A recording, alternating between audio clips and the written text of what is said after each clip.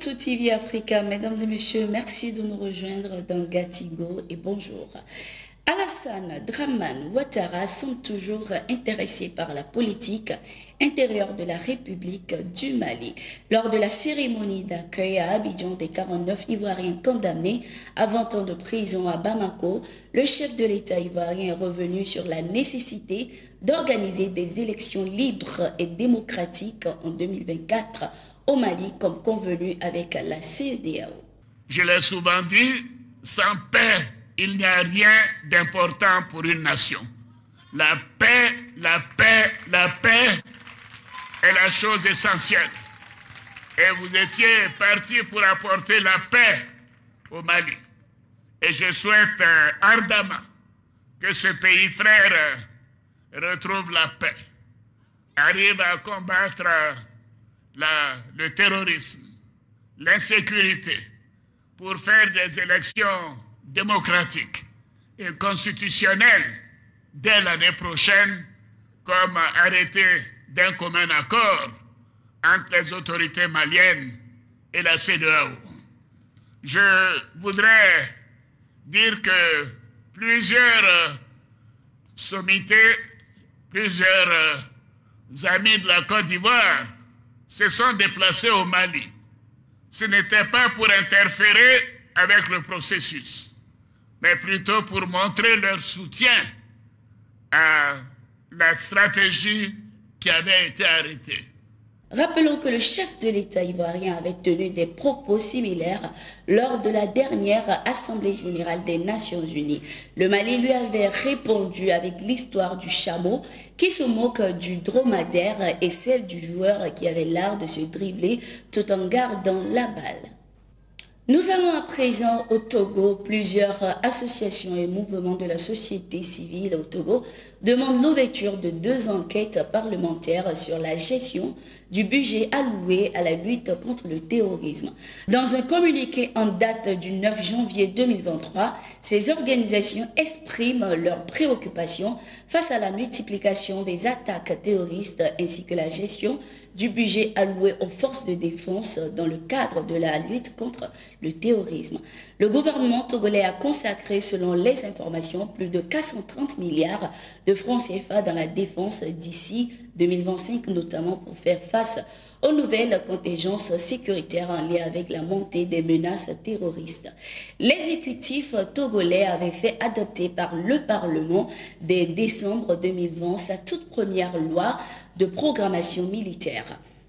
Le programme de modernisation et de renforcement de l'armée avait prévu des dépenses de l'ordre de 722 milliards de francs CFA sur quinquennat 2021-2025, dont 367 milliards de francs CFA pour le fonctionnement et 354 milliards de francs CFA pour les investissements.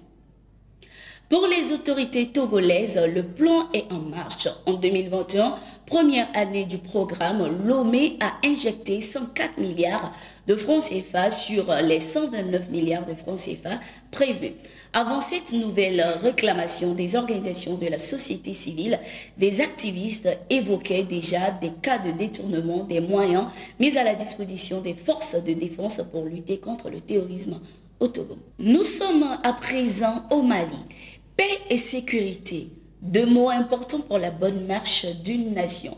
Les populations de Gao se concertent à cet effet afin de trouver une solution adéquate pour la mise en œuvre efficace de ces 2 mots qui sont la paix et la sécurité. De nombreux sujets ont été abordés, des suggestions et recommandations ont été faites. Les communautés ont exhorté les autorités à redéployer l'armée dans toutes les régions du Nord au Mali afin de lutter efficacement contre le terrorisme, les assassinats ciblés, les enlèvements, les braquages, les vols du bétail. Il a été aussi demandé aux autorités de prendre toutes les mesures nécessaires pour mettre fin à l'impunité et pour faire en sorte que tous les auteurs, les commanditaires et les complices des crimes soient arrêtés et poursuivis en justice. Les participants ont également demandé l'accélération de la mise en œuvre de l'accord pour la paix et la réconciliation issu du processus d'Alger, la reconnaissance de la nation à l'endroit des fils les plus méritants et l'accompagnement des populations et structures suite à la cessation des activités des ONG financées par la France. Cette rencontre s'est déroulée en présence de plusieurs hautes personnalités, comme le chef de cabinet du ministre de la Réconciliation, de la Paix et de la Cohésion nationale, chargé de l'accord pour la paix et la réconciliation nationale, Mahamadou Dioura, du gouverneur de la région de Gao, le général de brigade Moussa Traoré, du président du cadre de concertation Ali Badi Maïga. En Côte d'Ivoire, à présent, nouveau rebondissement dans l'affaire de l'attentat de Grand Bassam en Côte d'Ivoire. 4 accusés sur les 10 qui ont été condamnés en décembre 2022 à perpétuité font appel de leur jugement. L'annonce a été faite par leur avocat. Nous faisons appel de la condamnation des 4 accusés qui étaient présents lors du procès. Ceux qui ont été condamnés par contumace n'ont pas de possibilité de recours, a déclaré l'avocat maître Eric Saki. Ils étaient 10 à être accusés et condamnés à perpétuité le 28 décembre 2022. Ils ont été reconnus coupables des faits qui leur étaient reprochés, à savoir l'attentat de Grand Bassam, ville balnéaire de la Côte d'Ivoire. Cette décision était celle souhaitée par l'accusation. Dans son réquisitoire, le procureur de la République, Adou Richard, avait demandé que cette peine soit retenue contre les accusés. Le 13 mars 2016, la Côte d'Ivoire subissait une attaque terroriste. Un groupe de personnes armées avait fait irruption sur la plage de Grand Bassam en tirant des coups de feu dans les terrasses et au bord de l'eau. L'assaut meurtrier avait fait 19 morts. Nous sommes à présent au Burkina Faso suite au massacre survenu à Nouna, au Burkina Faso bien sûr. Le haut-commissaire des Nations Unies aux droits de l'homme, Volker Turk, a appelé les autorités de transition du Burkina Faso à mener une enquête rapide, impartiale et transparente. J'ai envoyé une lettre au ministre des Affaires étrangères soulignant ce message exact, car les victimes et leurs proches le méritent pas moins, a ajouté le responsable onusien dans un communiqué.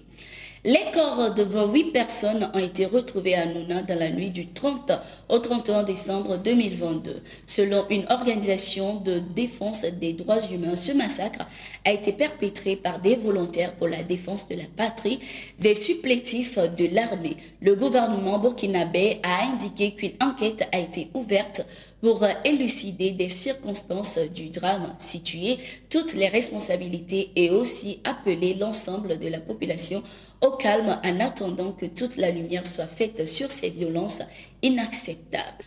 Nous sommes arrivés à la fin de ce numéro de Gatingo. Merci d'être resté avec nous. Abonnez-vous à nos pages pour ne rien manquer de l'actualité sur le continent. Nos programmes sont aussi en continu sur notre site d'information www.toafrica.com.